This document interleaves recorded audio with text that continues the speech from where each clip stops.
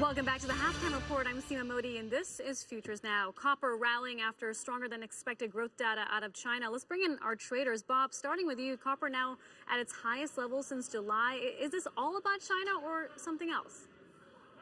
It's mostly about China. The dollar is down marginally. Dollar index only down 0.4%. Actually, less than that right now as I speak to you. So it is mostly about China. That beat on GDP. I've said for a while now, copper is sort of the indicator as to how good the trade talks are actually going, not just the rhetoric between the two governments. You're up at the top of that channel. You mentioned July. That sideways channel started in July as we broke down into it. We're at the top of it. Seasonality might help it break out. Brian, on that note, is this move in copper justified, given that we still don't have a trade deal?